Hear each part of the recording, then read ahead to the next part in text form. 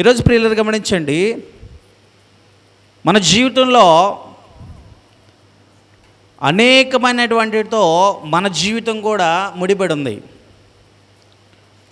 మన జీవితం అనేకమైనటువంటి వాటితో ముడిపడి ఉంది అనేది ఎలా చెప్పగలమంటే, గాలి లేకుండా మనము బ్రతకలేము, అవునా? అన్నము తినలేకుండా మనము, ప్రియులను గమనించండి, ఇంకా చెప్పుకుంటూ పోతే అనేకమైనవి ఉంటాయి. ఈ లోకంలో అన్నం తినకుండా బ్రతకలేం, గాలి పీల్చకుండా బ్రతకలేం, నీరు త్రాగకుండా మనం ఉండలేం, శ్వాస పీల్చుకోకుండా మనం ఉండలేం, ఇంకా అనేకమైనవి లేకుండా మనం ఉండలేం. ఒకవేళ అవి ఉన్నా లేకపోయినా కూడా కొంతవరకు అన్నం తినకుండా కొన్ని రోజులు బ్రతకగలుగుతాం,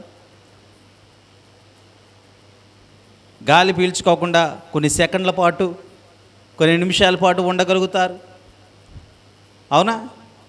గాలి పీల్చుకోకుండా కొన్ని సెకండ్ల పాటు, కొన్ని నిమిషాల పాటు ఉండగలుగుతారు.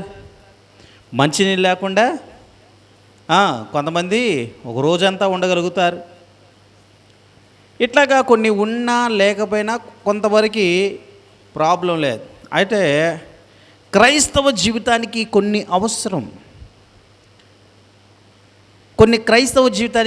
అవసరం, ఏమిటి ఆ కొన్ని అంటే, బైబిల్లో మొట్టమొదటిగా విశ్వాసము లేకుండా దేవుడికి ఇష్టడైండుట అసాధ్యము. బైబిల్లో ప్రభువు చెప్తున్న మాట ఏమిటంటే, మొట్టమొదటిగా విశ్వాసం. ఈ విశ్వాసం లేకుండా దేవుడికి ఇష్టడైండుట అసాధ్యం. ఓ మాట చూద్దాం. హెబ్రీయులకు రాసిన పత్రిక 11వ అధ్యాయము 6వ వచనాన్ని కనుక గమనిస్తే, హెబ్రీయులకు రాసినటువంటి పత్రిక 11వ అధ్యాయము 6వ వచనం, విశ్వాసము లేకుండా దేవునికి ఇష్టడై ఉండుట అసాధ్యము. దేవుని యొద్దకు వచ్చువాడు ఆయన ఉన్నాడనియు తన్ను వెదుకువారికి ఫలము దయచేయవాడనియు నమ్మవలెను కదా. విశ్వాసము లేకుండా ఇష్టడై ఉండుట అసాధ్యం. చాలామంది చెప్పుకుంటూ ఉంటారు, నాకు ప్రభు అంటే ఇష్టం అండి, దేవుడు అంటే ఇష్టమండి, ప్రార్థనకు రారు. ఆరాధన అంటే ఇష్టమండి, ఆరాధనకు రారు. వాక్యం అంటే ఇష్టమండి, వాక్యం వినరు. ఇష్టమే, ఎందుకంటే వీళ్ళకి విశ్వాసం లేదు. దేవుడు నిన్ను బలపరుస్తాడు, నిన్ను నడిపిస్తాడు, నిన్ను రక్షిస్తాడు, నిన్ను కాపాడుతాడు, నిన్ను పోషిస్తాడని నువ్వు నమ్మట్లా. కాకపోతే ఏంటంటే, మా తాత నమ్మాడు యేసయ్యని, మా నాన్న నమ్మాడు యేసయ్యని, ఆ తర్వాత నెక్స్ట్ జనరేషన్ నేను నమ్ముతున్నా యేసయ్యని, అంతే. ఆయన ఉన్నాడు అని నమ్మట్లా. ఏదో దేవుళ్ళందరిలో ఈయన కూడా ఒక దేవుడు అని నమ్ముతున్నాం, అంతే కదా. చాలామంది కుటుంబాల్లో చాలా రకాలైన ఫోటోల్లో ఈయన ఫోటో కూడా ఉంటుంది, తప్పులేదు. కానీ వారి యొక్క విశ్వాసమును బట్టి వారు ఏర్పాటు చేసుకున్నారు, తప్పులేదు. అయితే అలాంటి ఆలోచన నీకు నాకు కాదు. కానీ క్రైస్తవుడిగా నువ్వు ఆయన ఏం చేయాలంటే, నువ్వు నమ్మాలి. ఫస్ట్ నువ్వు నమ్మకుండా అసలు ఆయన లేడు, ఉన్నాడా లేడా అనేది నీకే క్వశ్చన్. ఇక్కడ వాక్యం ఏం చెప్తుందంటే, దేవునికి ఇష్టడైండుట అసాధ్యము. ఏమి అసాధ్యము? దేవుడు అనేవాడు ఒకడు ఉన్నాడని, ఆయన్ని వెతికితే ఫలము దయచేస్తాడని నువ్వు నమ్మట్లా. అంటే నమ్మకానికి ఇక్కడ ఏమిటి? విశ్వాసం. నువ్వు నమ్మకానికి విశ్వాసం అనేది ఇక్కడ పునాది. లేనివి ఉన్నవనుటకు నిదర్శనమే విశ్వాసం. కాబట్టి నీకు విశ్వాసం లేకుండా నువ్వు దేవుడికి ఇష్టడై ఉండుట అసాధ్యము. ఇప్పుడు చెప్పండి, నువ్వు దేవునికి ఇష్టంగా ఉండటానికి నువ్వంటే దేవునికి ఇష్టం కలిగి ఉండాలంటే, నువ్వంటే దేవునికి తపన కలిగి ఉండాలంటే, నువ్వంటే ఆయనకి ఒక విజన్ కలిగి ఉండాలంటే, ముందు నీకేం కలిగి ఉండాలి అంటే విశ్వాసం. ఆ విశ్వాసం లేకపోతే అసలు ఆయనకి నువ్వంటే ఇష్టం లేదు. క్లియర్గా చెప్పేస్తున్నాడు. రెండవది ఏమంటున్నాడు? దేవుడి యొద్దకు వచ్చేవాడు ప్రతివాడు ఏం చేయాలంట? దేవుడు ఉన్నాడని నమ్మాలి. ఏదో గుడికి పోతుంటారు, చర్చికి పోతుంటారు, మసీదుకి పోతుంటారు, రకరకాలైన ప్రదేశాలకు పోతుంటారు. ఏమని పోవాలి? ఏదో టెంపుల్కి వెళ్ళాము అంటే కాదు, ఏదో మసీదుకి వెళ్తామని కాదు, ఏదో ప్రార్థనా మందిరానికి వెళ్తే కుదరదు. నువ్వేమని నమ్మి వెళ్ళాలంటే ఎక్కడికి వెళ్ళినా సరే దేవుడు అనేవాడు ఉన్నాడు అని నమ్మి వెళ్ళాలి. నమ్మకం లేకుండా ఏంటంటే దేవుడు అనేవాడు ఏదో వెళ్తున్నామంటే ఉపయోగంలా, నువ్వు వెళ్ళిన దానికి ఉపయోగంలా. అన్నీ డబ్బులు పోసి టికెట్లు కొనుక్కొని, అన్నీ డబ్బులు పోసి యాత్ర చేసి అనేకమైనటువంటి దూరాలు వెళ్ళిపోయి నువ్వు చేయటం వల్ల ఉపయోగంలా. నువ్వు ఏ నమ్మాలి? దేవుడు అనేవాడు ఒకడు ఉన్నాడు, ఆయన వెతికితే ఆయన ఫలం దయచేస్తాడని చెప్పి నువ్వు నమ్మాలి. అప్పుడు ఏంటంటే దేవునికి నువ్వు ఇష్టడిగా ఉంటావు. ఇక ప్రియులారు గమనించండి, ఇక మరొకటి విశ్వాసం లేకుండా దేవుడికి ఇష్టం ఏంటట? అసాధ్యం. అంతేకాదు కానీ క్రియలు లేకుండా దేవునికి ఇష్టడేంట అసాధ్యము. పని, క్రియలు అంటే ఏమిటి? పని లేకుండా. అంటే నువ్వు చేసే పనులు ఏమై ఉండాలి? ఏం పనులు అయి ఉండాలి? ఆ మాట చూద్దాం చూడండి. యాకోబు రాసినటువంటి పత్రిక 2వ అధ్యాయము 17-18 వచనాలు. యాకోబు రాసిన పత్రిక. అలాగే విశ్వాసము క్రియలు లేనిదైతే ఏంటంటే మృతమైనదంట. అది క్రియలు లేనిదైతే విశ్వాసం అనేది ఉంది, అది క్రియలు లేనిదైతే చచ్చిపోయింది. అది అసలు ఏ పని చేయనివాడు కదా, ఏ పని చేయనివాడు మృతుడితో సమానం. ఈ ప్రపంచంలో చాలామంది ఉంటారు, ఏ పని చేయరు కదా. ఏదో ఒక పని చేస్తేనే కదా మన జీవితం. ఏ పని లేకుండా, ఏ క్రియలు లేకుండా నా దేవుడు నాకు ఇస్తాడు అంతే కదా. దేవుడు ఎలాగిస్తాడండి? పని చేసుకోవాలి కదా, శక్తినిచ్చాడు కదా. దేవుడు పోషిస్తాడంటే ఎలా పోషిస్తాడు? దేవుడు కాపాడుతాడంటే ఎలా కాపాడుతాడు? నీలో విశ్వాసం ఉంటే నువ్వేం చేయాలా? పని చేయాలా. పని చేయకుండా నీకు ఎలాగొస్తుంది? రాదు కదా. అంటే వీళ్ళు క్రియలు లేనటువంటి వారు, విశ్వాసం ఉంది, చాలా ఉంది, క్రియలు లేవు, శూన్యం. క్రియలు లేకుండా ఏమిటంట? అది గుడ్డు సున్నాతో సమానం, లేదా మృతుడితో సమానం. వాడు చచ్చిపోయినోడితో సమానం. వాడు ఏ విధమైన పని బాటలేనోడు అనుకో, దండగే కదా. భూమికి దండగా, కుటుంబానికి దండగా, సమాజానికి దండగా. వాడెవడు అంటాడు కదా, ఏమి రాదు నీ వలన ఉపయోగం, ఏమి ఉపయోగం నీ వల్ల? కాబట్టి మనము చనిపోయిన వారితో సమానం. పని చేయని వాడు చనిపోయిన వాడితో సమానం. ప్రతి ఒక్కడు సోమర్తనాన్ని విడిచిపెట్టి తన క్రియలను, తన యొక్క విశ్వాసాన్ని చేతపట్టి క్రియలు చేయాలి, పని చేయాలి. పని లేనివాడు మృతుడితో సమానం. అంతేకాదు కానీ ప్రియులను గమనించండి, ఇంకా ఏమిటట? మూడవది, క్రీస్తు లేకుండా మన జీవితాల్లో మనము దేవుణ్ణి చూడలేం, పరలోకానికి చేరలేం. ఆ మాట చూద్దాం చూడండి. యోహాను సువార్త 15వ అధ్యాయము 5వ వచనం. ఎవడైనను నా యందు నిలిచిండని ఎడల వాడు తీగవలే బయట పారవేయబడి ఎండిపోవును, మనుషులు అట్టి వాటిని పోగు చేసి అగ్నిలో పారవేతురు. ప్రియులు గమనించండి, ఎవరైనా సరే క్రీస్తు యందు ఉండాలి. క్రీస్తు యందు నిలిచి ఉన్న ఎడల, క్రీస్తుతో ఉన్న ఎడల, ఉండని ఎడల వాడినట్ట ఎలాగా? ఒక చెట్టు నుంచి ఏరుని ఎలా ఏరు చేస్తారో, ఆ ఏరు చేసినటువంటి ఆ వేరు ఏదైతే ఉందో, లేదా ఆ వేరు చేసినటువంటి కొమ్మ ఏదైతే ఉందో, ఆ కొమ్మ ఎక్కడ తీసుకెళ్ళేస్తారు? మంటల్లో వేస్తారు, అగ్ని చేత కాల్చివేస్తారు. అలాగే మన జీవితాలు కూడా ఏమిటట? మృతము, చనిపోతాం మనం. మన జీవితాలు ఏమిటట? తీసుకెళ్ళి అగ్నిలో పారవేయబడతాయి, కనుక క్రైస్తవులుగా నువ్వు నేను మనము ఎవరు యందు నిలిచి ఉండాలి? క్రీస్తు యందు నిలిచి ఉండాలి. ఎవడైనా నువ్వు నా యందు నిలిచి ఉండని ఎడల వాడు తీగ వలె బయట పారవేయబడి ఎండిపోను. మన జీవితాలు ఎలా ఉంటాయి? క్రీస్తులో లేకపోతే ఎండిపోతాయి. కనుక ప్రియులరా, మనం ఎండిపోయే జీవితంలో ఉండకూడదు. ఎండిపోయి అగ్ని చేత కాల్చబడే జీవితంలో ఉండకూడదు. మనము తీగ ద్రాక్షవల్లో అంటుకట్టబడి ఉండేలాగా మనము కూడా క్రీస్తులో అంటుకట్టబడేలాగా ఉండాలి. క్రీస్తు లేకుండా మనకి నిత్యరాజ్యము లేనే లేదు. ఇంకా ఏమి లేకుండా, పరిశుద్ధత లేకుండా, ఆ మాట చూద్దాం చూడండి. పరిశుద్ధత లేకుండా హెబ్రీయులకు రాసిన పత్రిక 12వ అధ్యాయం 14వ వచనం. హెబ్రీయులకు రాసిన పత్రిక 12వ అధ్యాయము 14వ వచనం. అందరితో సమాధానమును పరిశుద్ధతయు కలిగిండుట ప్రయత్నించుడి. పరిశుద్ధత లేకుండా ఎవడును ప్రభువును చూడడు. హల్లెలూయా. పరిశుద్ధత లేకుండా ప్రభువుని ఎవడు చూడలేడు.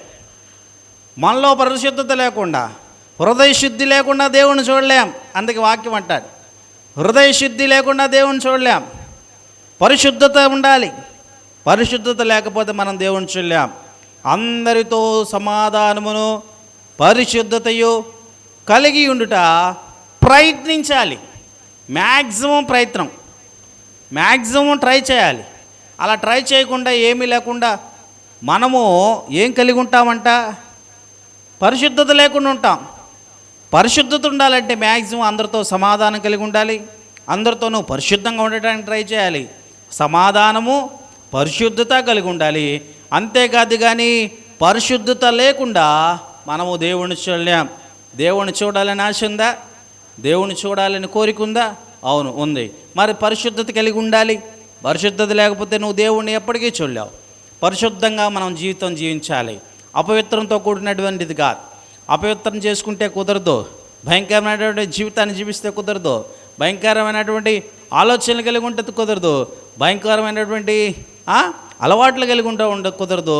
మన జీవితంలో పరిశుద్ధతను మనం కాపాడుకుంటూ పరిశుద్ధత కలిగి ఉండాలి.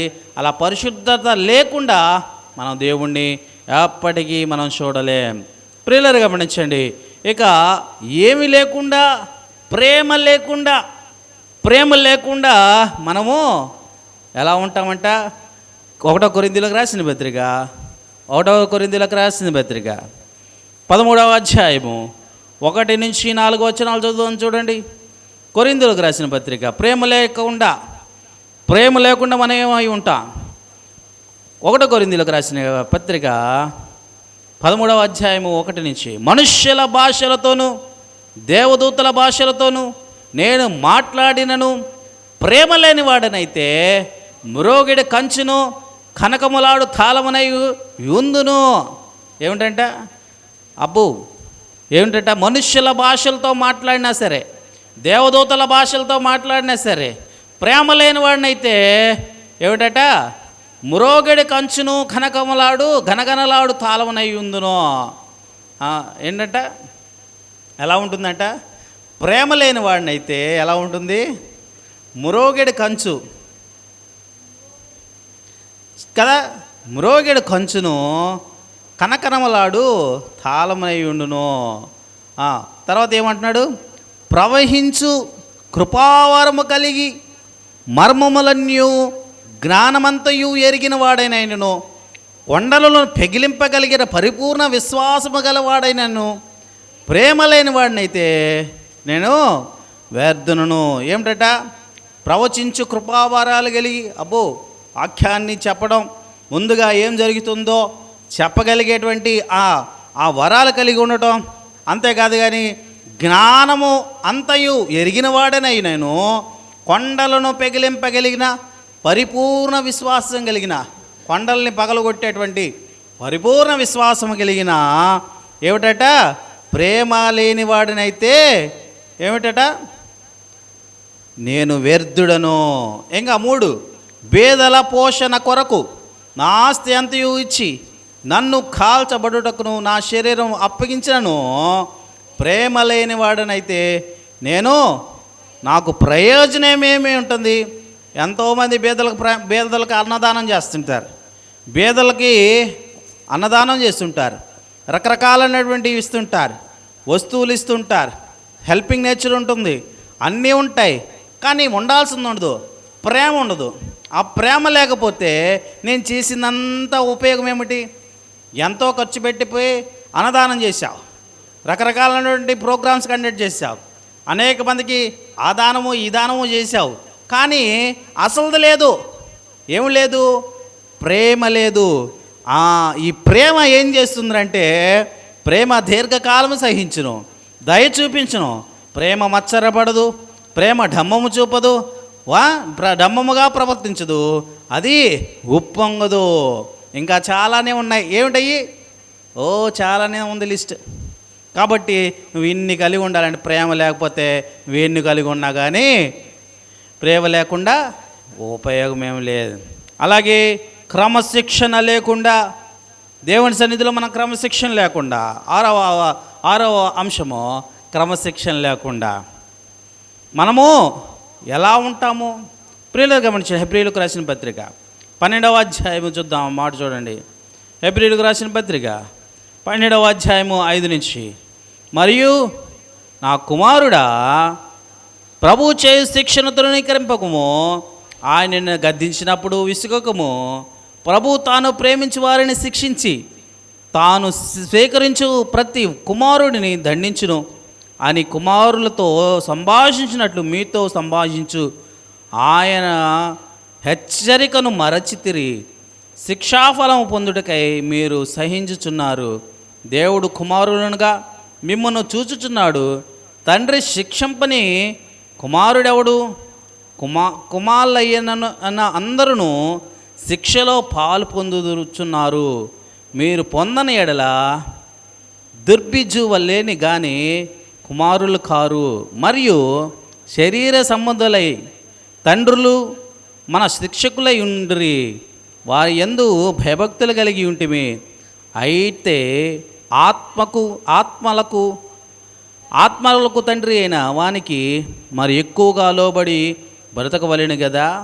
వారు కొన్ని దినముల మట్టుకును తమ శిక్షము వచ్చినట్టు మనలను శిక్షించిరి కానీ, మనము తన పరిశుద్ధతలో పాలు పొందవలెనని మన మేలు కొరకే ఆయన శిక్షించుచున్నాడు.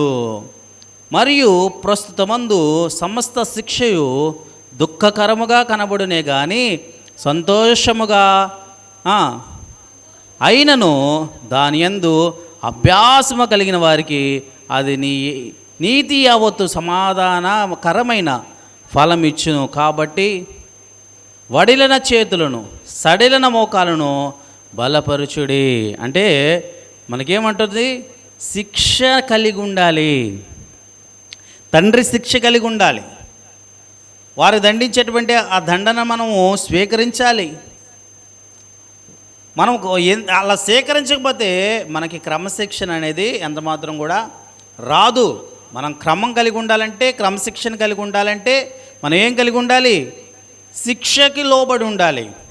కనుక శిక్ష లేకుండా, క్రమశిక్షణ లేకుండా మనము దేవుని సన్నిధిలోనే ఉండలేం, ఆత్మీయమైన జీవితంలో ఉండలేం, మన జీవితంలో సరైన మార్గంలో నడవలేము. శారీరకంగా ఈ లోకంలో బ్రతకాలంటే తల్లిదండ్రుల శిక్షలో మనం బ్రతకాలి. మనం వారి గద్దింపును అసహించుకున్నామనుకో, పశుప్రాయులతో సమానం, పశువుతో సమానం. తల్లిదండ్రుల గద్దింపును మనం అసహించుకుంటే పశుప్రాయుడితో సమానం. అలాగే దేవుని గద్దింపును మనం ఆశ్రయించుకున్నా సరే పశుప్రాయుడితో సమానమే. మనము దేవుని గద్దింపుని అసహించుకోకూడదు. మన తల్లిదండ్రులు శారీరకంగా ఉన్న మన తల్లిదండ్రుల గద్దింపును మనం ఆశ్రయించుకోకూడదు. మనం ఏం కలిగి ఉండాలి? దేవునిలో క్రమశిక్షణ కలిగినటువంటి వారికి ఉండాలి. దేవుని పిల్లలైన మనకు కంపల్సరిగా దేవుని శిక్ష ఉండాలి, తల్లిదండ్రుల శిక్ష ఉండాలి. అలాగే చివరిగా దేవుని యొక్క రక్తం లేకుండా మనము పరలోకము లేదు. హల్లెలూయా. ఎందుకు లేదంటే హెబ్రీయులకు రాసిన పత్రిక 9వ అధ్యాయము 22వ వచనం. హెబ్రీయులకు రాసిన పత్రిక 9వ అధ్యాయం 22. ధర్మశాస్త్ర ప్రకారము సమస్త వస్తువులను రక్తము చేత శుద్ధి చేయబడుననియు, రక్తము చిందింపకుండా పాప క్షమాపణ కలుగుదనియు సామాన్యముగా చెప్పవచ్చును. ఏమిటట? రక్తము చిందింపకుండా పాప క్షమాపణ లేనే లేదు. రోజుల్లో మనం ఏమి చేసినా సరే, ధర్మకార్యాలు చేసినా సరే, నీతి కార్యాలు చేసినా సరే, తీర్థయాత్రలు చేసినా సరే, రకరకాలైనటువంటి ప్రయోగాలు చేసినా సరే, రకరకాలైనటువంటి కార్యక్రమాలు చేసినా సరే, ఎన్ని చేసినా సరే, ఏమి చేసినా, ఎక్కడికి వెళ్ళినా, ఏది తిరిగినా, ఏమి చేసినా అసలు లేకపోతే ఉపయోగంలో. ఏంటిది అసలు? రక్తము చిందింపకుండా పాప క్షమాపణ లేనిది. ఈరోజు చాలామంది పాప క్షమాపణ కోసం తిరుగుతుంటారు. అప్పటి నుంచి ఇప్పటి వరకు పితరులు కావచ్చు, అనేక మంది కావచ్చు, వారి తరాలు కావచ్చు, వారి తర్వాత తరాలు కావచ్చు, అనేక తరాలు, ఇవన్నీ కూడా ఏమని చెప్తున్నాయంటే, ఎన్ని చేసినా సరే పాప క్షమాపణ రాదు. ఏవో అన్ని చేసినా కూడా ఉపశమనం కోసమే, మన తృప్తి కోసమే. ఏదో కొంతమంది 10 మందికి అన్నం పెడితే అది చేస్తే పుణ్యం మాత్రమే. 10 మందికి అన్నం పెడితే పుణ్యమే, పాపం పోదు. వస్త్రాలు లేని వాళ్ళకి వస్త్రాలు ఇస్తే పుణ్యమే, పాపం పోదు. ఇంకా తీర్థయాత్రలు చేస్తే పుణ్యమే, నీకు పాపం పోదు. ఎక్కడికి వెళ్ళినా సరే,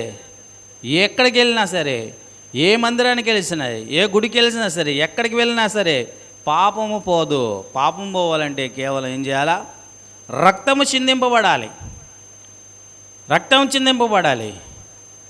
ప్రియులు గమనించండి. అయితే కోడెల రక్తం వలన కాదు కానీ, మేకల రక్తం వల్ల కాదు కానీ, ప్రభు అయిన యేసుక్రీస్తు రక్తం వలనే సమస్తము పాపము కడగబడుతుంది. హల్లెలూయా.